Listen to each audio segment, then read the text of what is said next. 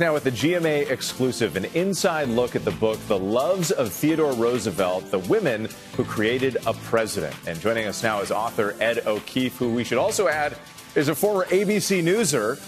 We knew we'd get you back somehow. You can come back home again. Exactly. Ed, it's great to have you. Good morning to you.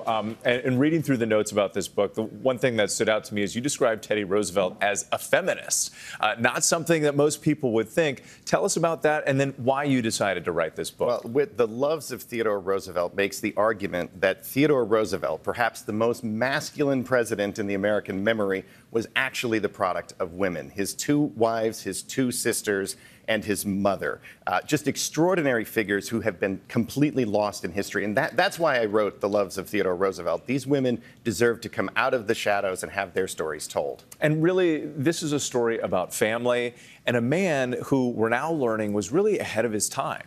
Oh, I mean, Theodore Roosevelt in 1880 writes that women should have equal rights before the law. They should be judges and doctors, that they perhaps should keep their maiden name upon marriage. He endorses suffrage 40 years before the 19th Amendment passes. Theodore Roosevelt was way ahead of his time on women's rights, and The Loves of Theodore Roosevelt explores that for the first time. Another thing I found really interesting, during your research for this, you discovered something that many people never knew about before. Tell us about that. Well, Whit, let's take you back in time a bit to February 14th, 1884. Theodore Roosevelt, he's been on an excruciating 5.5-hour journey from Albany, New York. He returns to his home here in New York. He rushes to the third floor. His brother greets him and says, "There is a curse on this house. Mother is dying and Alice is dying too." His mother and his first wife died on the same day in the same house, Valentine's Day, the day of his engagement 4 years earlier. That crushes him and sends him out to the West, to the Badlands, where he recovers in nature, and eventually love, his second wife, Edith, brings him back into politics and to the life he knew before the deaths of his wife and mother. And another thing that you noted, too, we're both girl dads. And how did you incorporate that, being a father, into the telling of this story?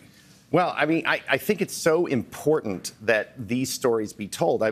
You know, in American history, we don't have queens like other countries have, right? The UK, there are stories of powerful women who set an example. And my daughter Elsa and my son Alton, they need to hear stories of these extraordinary women in history. And you know, just to go back to your prior question, the discovery was that amazing relic of Alice that had been lost. Theodore Roosevelt kept a piece of her hair for the entire rest of his life. He hid it from his second wife, Edith, and he had it in Sagamore Hill, his home, for the rest of his life. So he did not purge the memory of his first wife. He, in fact, kept that flame for the rest of his life. And I think that these stories, for Elsa, for your two daughters, Whit, I think it's important that these stories be told so they have examples of not just powerful men in our history, but powerful women in our history that they can hold up and see as icons that they can aspire to. Love that. Well, it's a fascinating book. Thank you so much for coming back to us at ABC News. I'm good to be back home. Exactly. Well, congratulations, Ed. We appreciate it. And the book, The Loves of Theodore Roosevelt, is out on Tuesday.